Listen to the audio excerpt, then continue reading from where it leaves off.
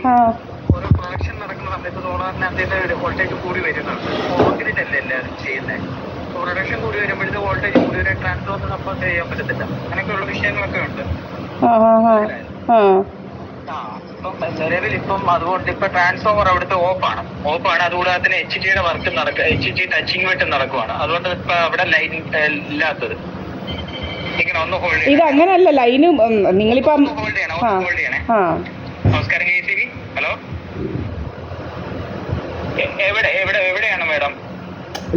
Speak like sometimes. Hello, no, he not with me.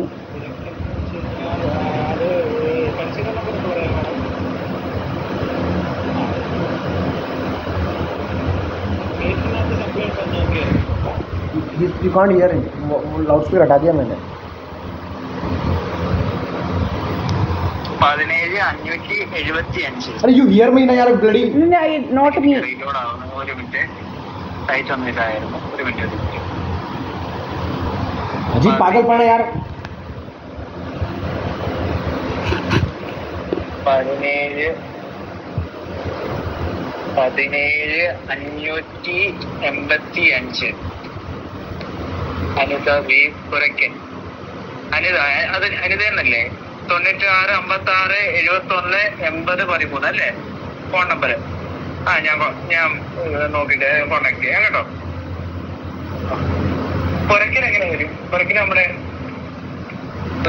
അവിടെ എന്തെങ്കിലും work നടക്കുന്നുണ്ടോ? പുള്ളിക്കണക്കില്ലേ പുരക്കല്? അല്ല ടാപ്പിൽ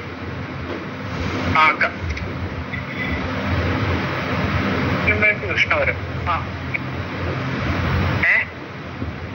വർക്ക്. Hello madam. ഹലോ. ഞാനിപ്പോ ഈ കംപ്ലൈന്റ് എന്ത് ചെയ്യണം? അത് അവിടെ ഓൾറെഡി ഒരു ഇഷ്യൂ ആണ്. അതല്ലേ ഞാൻ പറയട്ടെ ഒരു ദിവസം 10-20 പ്രാവശ്യം കറണ്ട് പോയി വരുമോ? മേഡം അതാ ഞാൻ പറഞ്ഞത്. ഫീഡർ നമ്മള് അവിടുത്തെ ഫീഡറുകള് അങ്ങോട്ടും ഇങ്ങോട്ടും ചേഞ്ച് ആവുന്നതിന്റെയാണ് ഈ പ്രശ്നങ്ങൾ. ഇപ്പൊ മാവേലിക്കരയില് ഒരു ഫാൾട്ട് ഉണ്ടായി കഴിഞ്ഞാൽ നമ്മൾ കറ്റാന ഭാഗത്തു നിന്നാണ് എടുക്കുന്നത്. മനസ്സിലായോ? അങ്ങനെയൊക്കെയുള്ള കാര്യങ്ങളുണ്ട്. അപ്പം നമ്മള് ഫ്രിഡ്ജ് ഓഫ് ആയി കിടക്കുവോ? ഫ്രിഡ്ജ് രാത്രി ഫുൾ ഓഫ് ആകുക അതുണ്ടോ? എന്തോ ഫ്രിഡ്ജ് ഫുള്ള് രാത്രി ഓഫായി കിടക്കുക, എന്തുവാ ഫാൻ കറങ്ങാതിരിക്കുക, പിന്നെ അങ്ങനെ കുറേ പ്രശ്നങ്ങൾ. സപ്ലൈ ഉണ്ടെങ്കിലല്ലേ ഇത് ചെയ്യാൻ പറ്റുകയുള്ളൂ. എന്തോ സപ്ലൈ ഉണ്ടെങ്കിൽ? ഇതെല്ലാം വർക്ക് ചെയ്യണമെങ്കിൽ ഫാനും ഇതെല്ലാം വർക്ക് ചെയ്യണമെങ്കിൽ കറണ്ട് വേണ്ടായോ? വേണം. അതാ പറഞ്ഞത്. അതിപ്പം ചേഞ്ച് ആക്കുന്ന അങ്ങോട്ടും ഇങ്ങോട്ടും ഫീൽഡ് ചേഞ്ച് ആക്കുമ്പോ നമുക്ക് ഇവിടെ ബൈക്കിൽ ആൾക്കാർ അങ്ങോട്ടും ഇങ്ങോട്ടും യാത്ര ചെയ്യണ്ടേ? ഓരോന്ന് ചേഞ്ച് ചെയ്ത് വരണ്ടേ? അതിന്റെ താമസമാണ്. മനസ്സിലായോ? അത് ഓരോ വെട്ടോ ഓരോ AV അങ്ങോട്ടും ഇങ്ങോട്ടും ഇത് ചേഞ്ച് ചെയ്യുമ്പോൾ നേരിട്ട് കാണുമ്പോഴേ മേഡത്തിന് അറിയാൻ പറ്റുകയുള്ളൂ. മനസ്സിലായോ? ബുദ്ധിമുട്ട് നമ്മുടെ ഇതൊക്കെ പണ്ടും ഇങ്ങനെയൊക്കെ തന്നെ അല്ലായിരുന്നോ? അല്ല ഒന്നുമില്ല. എന്തായാലും മേഡം ഞാൻ എന്ത് ചെയ്യണം? കംപ്ലൈന്റ്